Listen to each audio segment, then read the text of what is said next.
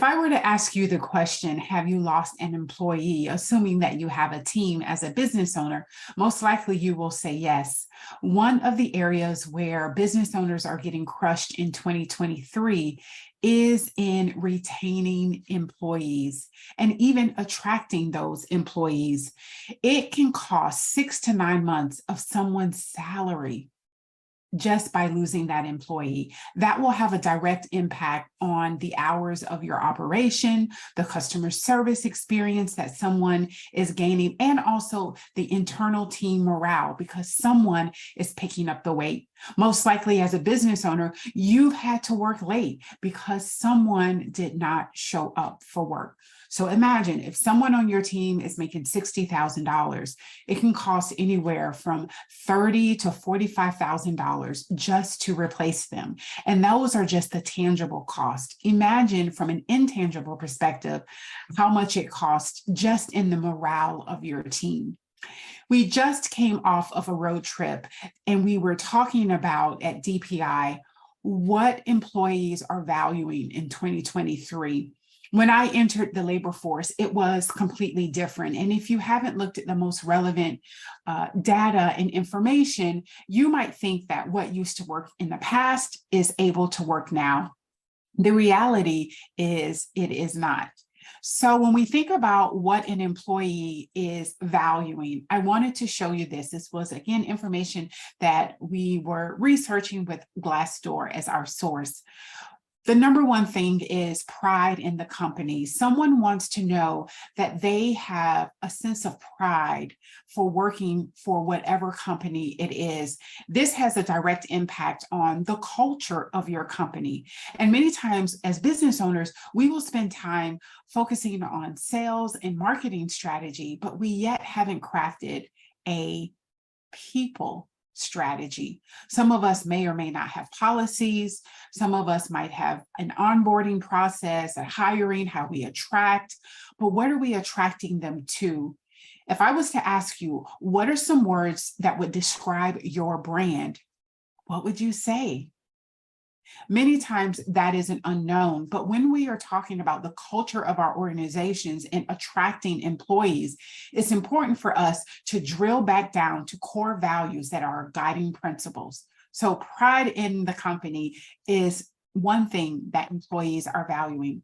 The other thing is fair and equitable pay.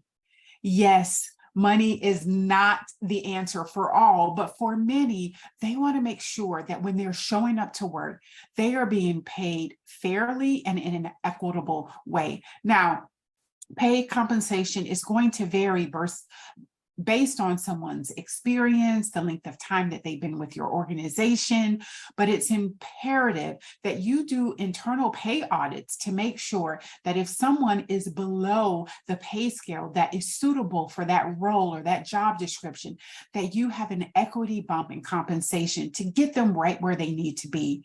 You want to be competitive. You want to be making sure based on where you are living, that the cost of living is able to be reflected in their pay and compensation. The third thing is benefits and wellness. People want to know that when they show up to work, you're not just concerned about the performance that they will provide for your organization. They want to know that you care about them as an entire person. Wellness is a hot topic right now. And when we did our interactive session about this topic, there was so many incredible ideas. When we think about benefits and wellness, many people will immediately think about medical benefits, which for a business owner, especially a small business owner, can be a very expensive added value for their employees. But there are many ways that you can register that you care for your employees by not spending a lot of money. I think what's most important is for us to make sure that we are communicating to our teams whenever it is that we're investing in something. So here's a few ideas. Maybe there's a dedicated workspace, but you want to make it very calming and aesthetically pleasing. I can't tell you how many people are going out to sit in their cars just because there isn't somewhere that they feel they want to eat their lunch, eat their meal, or just unwind during their meal period. So create an environment, maybe lowering the lights or playing soft music that can just put someone in a very relaxing mode. The other thing to think about are different wellness programs. Think about stress management. Listen, in 2023, life is lifing. People are going through difficult times. And so being able to maybe have someone come in, a professional, to talk about ways to manage your stress during a lunch and learn is a great way to say, I care about you as a whole individual. Nutrition, fitness, mindfulness, these are all great topics that you can have and show that you're investing in your team. Flexible work arrangements. There's many people that might be on your team, whether they've disclosed it or not, that are caregivers. So how can you come alongside them and possibly provide a flexible work schedule so that they're not stuck in traffic trying to get to the office first thing in the morning, or the ability to leave a little bit early so that they miss the rush hour traffic? Provide healthy snacks. If your brand identity is about wellness and health, absolutely, you want to make sure versus having all the sugary and sweet snacks, you want to be able to have very healthy snacks. Think about mental health support. If someone that you know is going through grief, they've lost a loved one, or maybe someone on your team has a loved one who's having surgery and you want to cater a meal.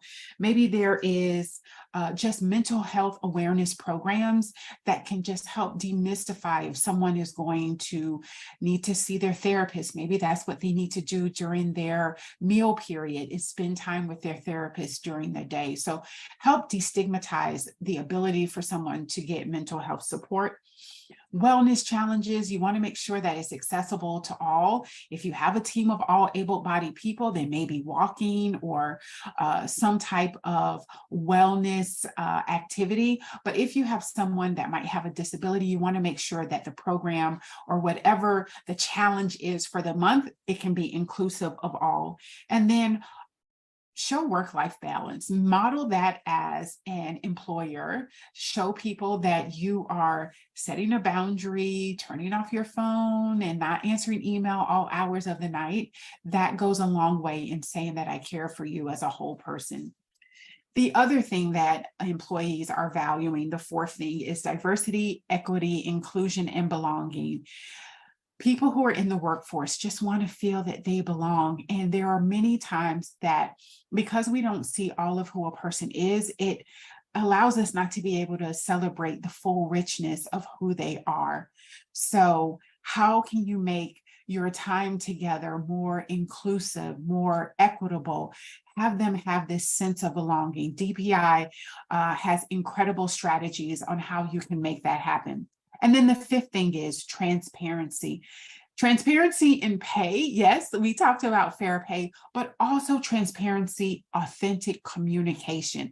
Listen, you're not going to be able to share everything with your team. Some things are just proprietary, but you can share the general financial health of your organization. I think you owe it to the people who are working for you to let them know how the company is doing, and be honest about that.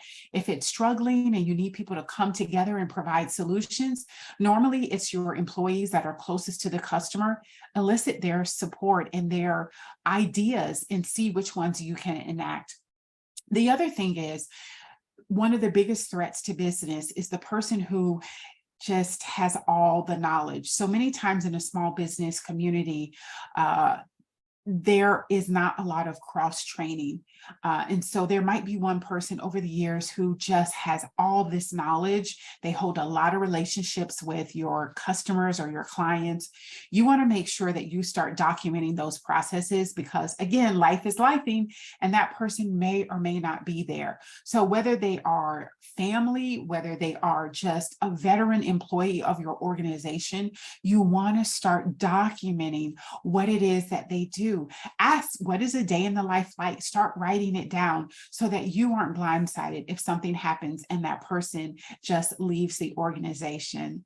I hope that this is helpful for you as a business owner, a business leader, to truly understand what employees are valuing in 2023. You know, you can always reach out to us at DPI2.com. If you have any further questions, we would love to talk with you. Be well.